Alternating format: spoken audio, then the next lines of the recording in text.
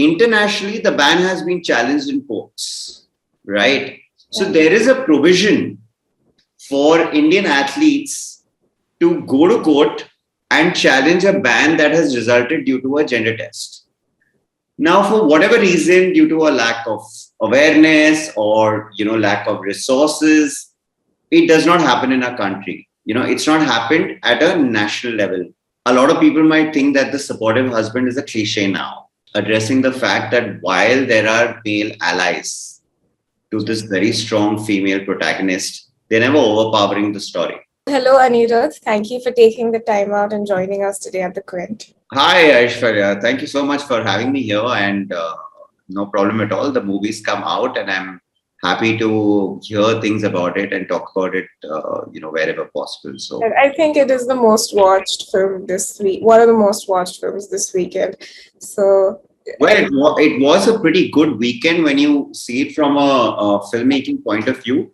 I'm very excited to watch Sardar Udham. I had a really packed weekend, so I didn't get the time to see it. But I plan to watch that really, really soon. Rashmi Rocket has such a strong subject, and the story is by Nanda Periasamy, and you have, of course, done the screenplay. So, but can you tell us about the inception of the story and how did it all start? Sure. So, as you rightly pointed out, Nanda Periasamy is this Tamil filmmaker who came up with this idea where he wanted to make a film himself in the Tamil language about gender testing, and he approached Taapsee with the idea. Wanted to bring her on board because Taapsee does a lot of regional films in addition to the Hindi films that she does. But for whatever reason, that didn't work out. But the idea stayed with Taapsee, and she wanted to turn it into a Hindi film, and that's how she, the rights were bought from Mr. Periasamy, and that's when Akarsh Khurana entered the scene. He was the director of Karwa at that point of time. And, Taapsee and him met, they gelled, and they decided to collaborate on the story together. So that's how the genesis happened. Mr. Periasamy, of course, had a story in place. He had, it had several elements to it. And then what happened was that Akarsh first turned that into a really simple 9-page story, which could be easy to pitch to, actors and writers and whoever he wanted to bring on board his film.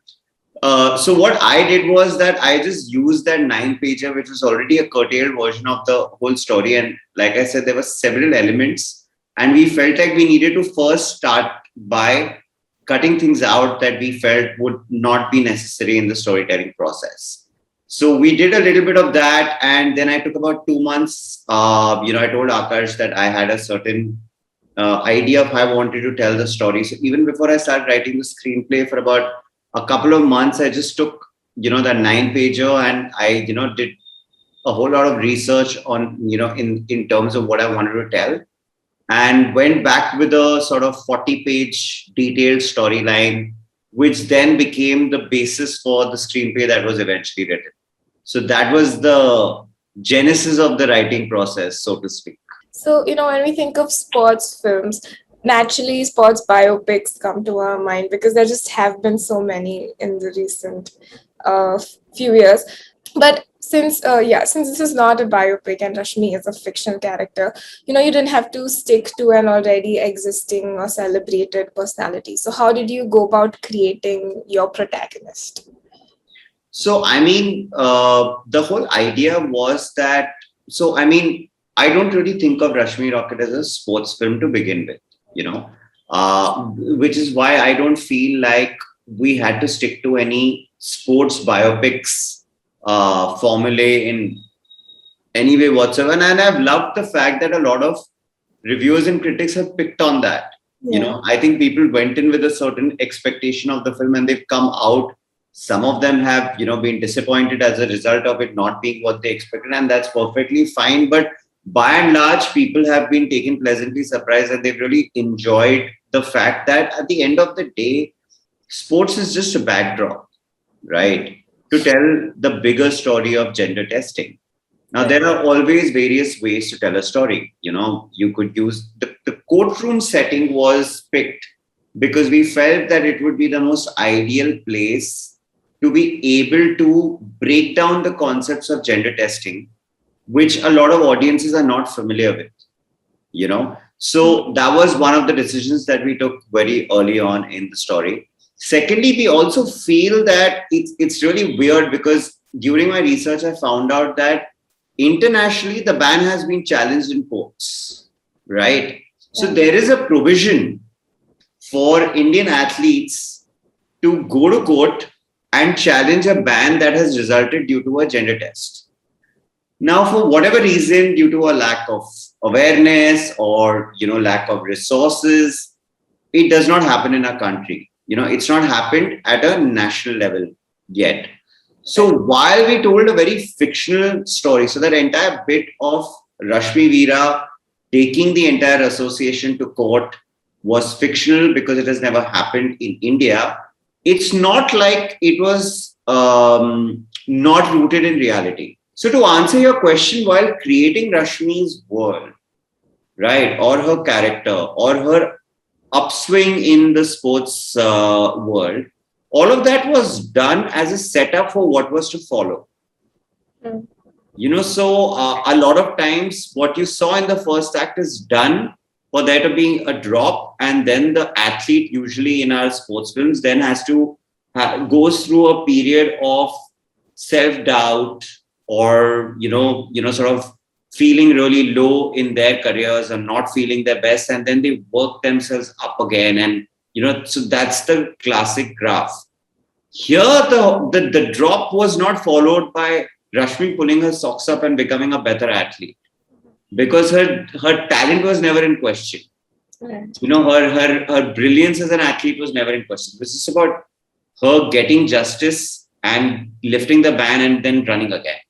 So I feel like the whole trajectory moves, in a very different way from a second act towards the end of the film. And I don't think audiences here are used to watching that kind of storytelling. So I guess there's a little bit of getting used to the structure, so to speak. Right. Like you spoke about the structure. So the movie obviously starts with telling Rashmi's story as builds up to her being an athlete, and then transitions into a courtroom drama. And we have characteristics and tropes of both. The transition between the two halves, and I also mean the bridge in the film. So how was the transitioning into the script like, also from into the two acts? So I mean, look, if you see the film begins with her arrest. Right. So structurally, you're actually opening the story not on a sporting event or any of that. Right. You're opening the film in bang at the center of what the story is. You're opening at the heart of the story. That is the arrest of a female athlete on the suspicion that she's made. Right. And for some other circumstances that have taken place that people will find out when they watch the movie. And then you go back into her life. And the entire sporting drama, so to speak, is only to establish Rashmi as a character and her journey up to the point where the gender test is carried out. So you could not have gotten to that point without having shown this journey. And the only way we could keep the audience aware of the fact that they are not watching just another sports film is by bookending those two events in the first 15 minutes of the film with the arrest, and then her boyfriend then Captain Gagan turning up at the police station, getting her out. Right. So while you bookended these two things with, in between that there were all the sports drama, you were always building up to what was going to happen eventually. It wasn't all of a sudden, because even when she joins the institute where she is now training with national level athletes, even there, the issues that she is dealing with are directly related to what gets spoken about in court. So there is not that much of a tonal shift, as much as the fact that we as a country are used to watching a certain kind of sports film, and that maybe increases our expectations of what should happen. But I feel that we should just see a story as a story, and basically all the decisions taken are to service the plot at hand.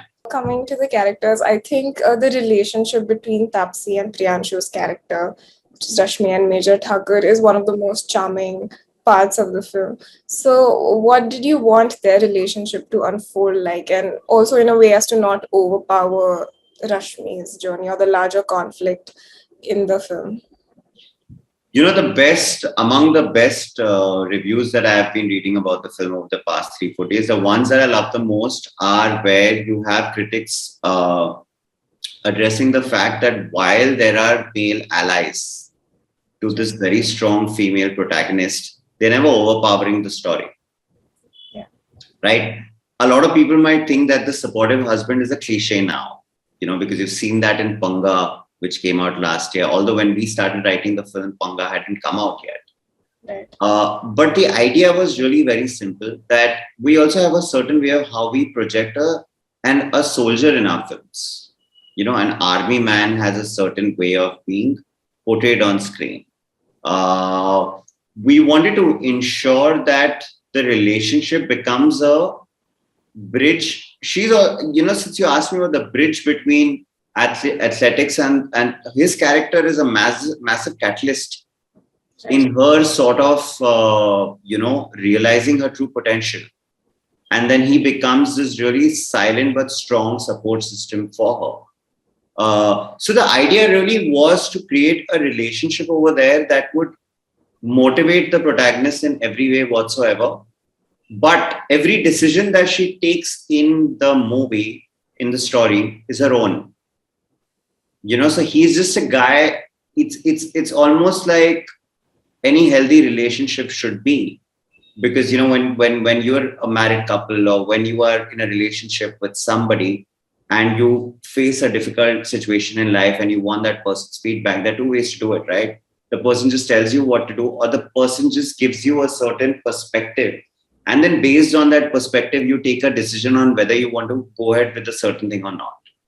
So I feel it was very deliberate that if you see all the major decisions that Rashmi takes in her life, even though brought up by Gagan, whether it is choosing to run, whether it is getting selected and staying back at the Indian Athletics Association, even after she was facing a certain level of bullying and stigma, staying back, the choice was hers again.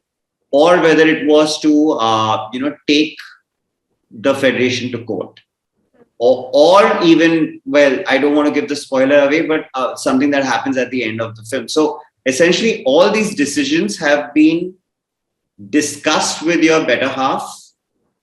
His perspective has been put across very strongly, but it's eventually Rashmi making a decision about what she wants to do and what she doesn't want to do. The real antagonistic factor of the film is the conflict and the subject of gender testing. Right. But whatever little conflicts that do come up in the film are brought about by the women characters. And for a film that is, inspired by the stories of women athletes and also has such strong women characters at its center, do you think that did you ever think that maybe it could put forward a narrative of, a woman versus woman narrative, even though I agree that the story pivots sharply around it towards the end? But do you think that audiences could maybe take that out of it, that it'd be a woman versus woman narrative? It wasn't actually a woman versus woman narrative at all, because if you think about it, there are also allies. So if you see, it's also about where you come from, right? It's also about privilege versus coming from a slightly different background or coming from one of the inner towns. And there is going to be that very obvious discord, which isn't essentially, there needn't be any ulterior motive behind it. It's just how people react to people, right? So Rashmi's character at the institute has several allies in the form of her sort of athletes. And I also feel that there is this scene that I want to talk about very specifically, which is that there is the character of that's played by Varun Badola, who's one of the administrators, and he tells his daughter, who's Rashmi's biggest sort of competition going into the Asian Games, that nobody remembers a silver medalist. You either go for gold or you get nothing. And this was the exact same line told by the Amir Khan character to Fatima Sana Sheikh's character in Dangal.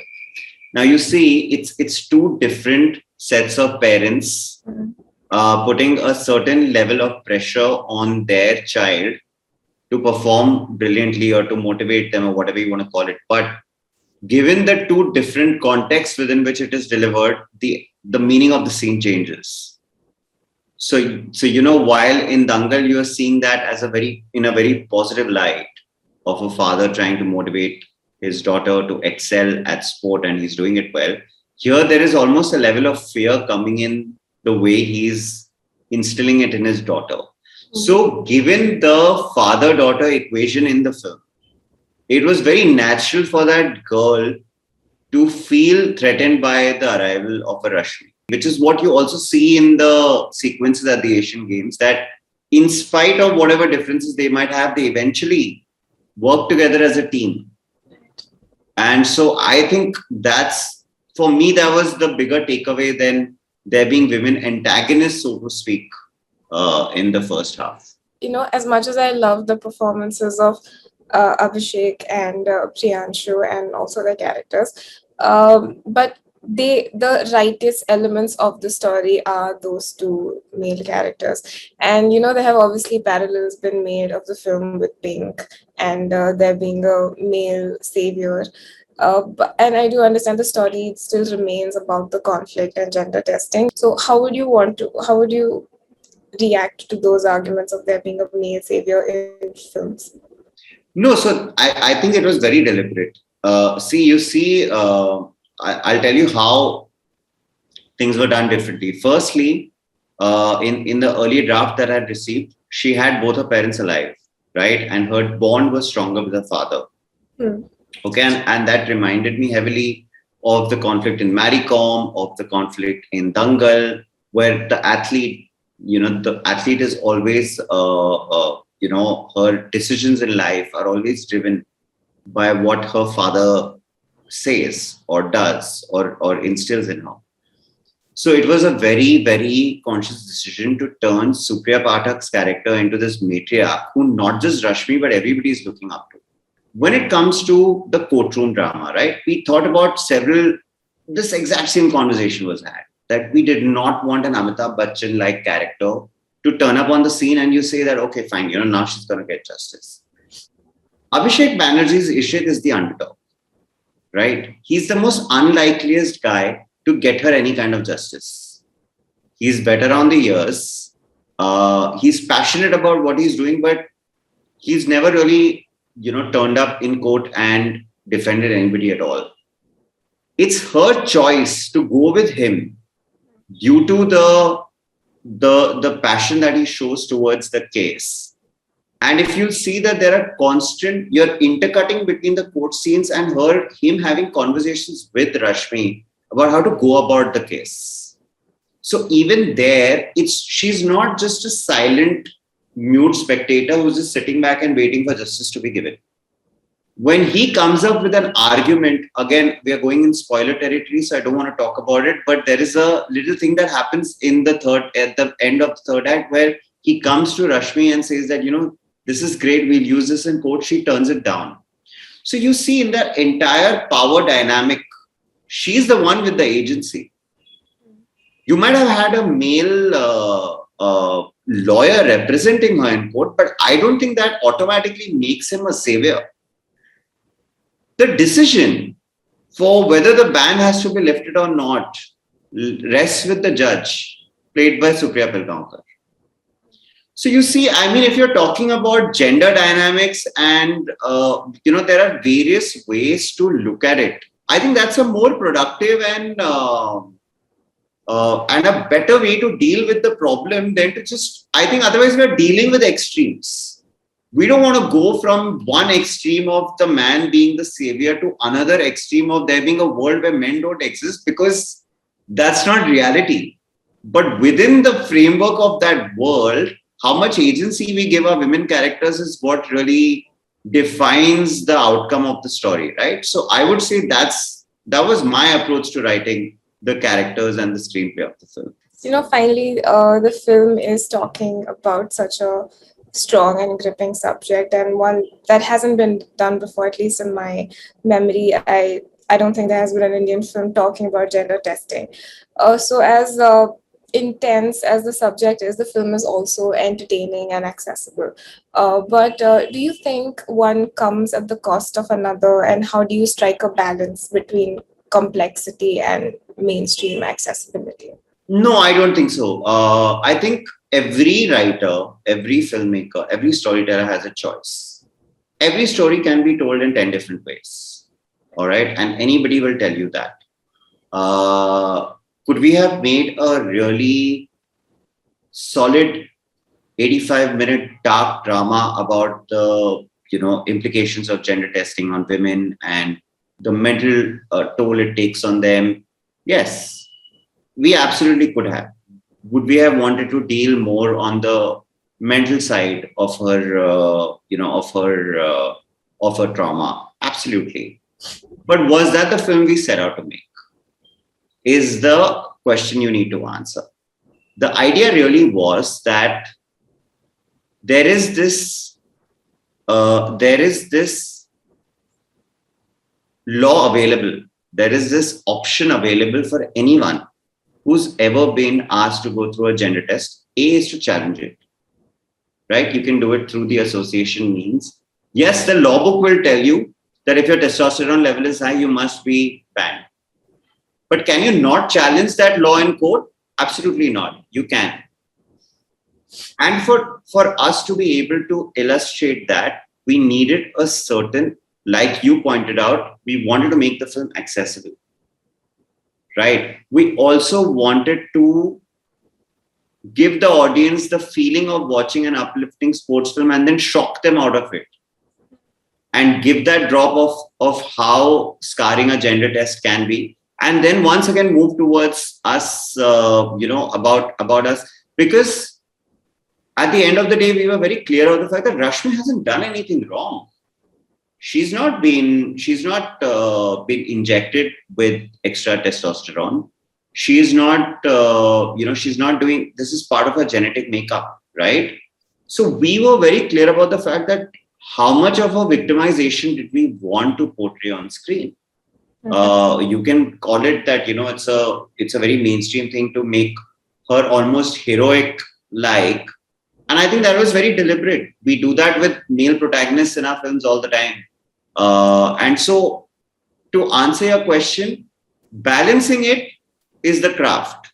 That did take time. We did do a round, a couple of rounds at to and fro. There may be certain scenes that maybe have been written as a very, something that's playing out very silently between characters. And then, you get post-production in and the tonality of the scene changes. All those aspects are part of filmmaking that you cannot escape.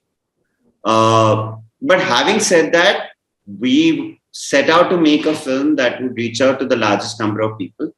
And that was the intention. And I think that it is succeeding in that intention, because if you go on social media and you go through a lot of the comments that are being said about the film, or even the calls and messages I'm receiving from, long lost friends I haven't spoken to in many years, and school friends and college friends, and just friends of friends and family members, etc. And, just on social media, strangers who are watching the film and getting in touch. So thank you so much, Aniruddha, for talking to us. It was great talking to you.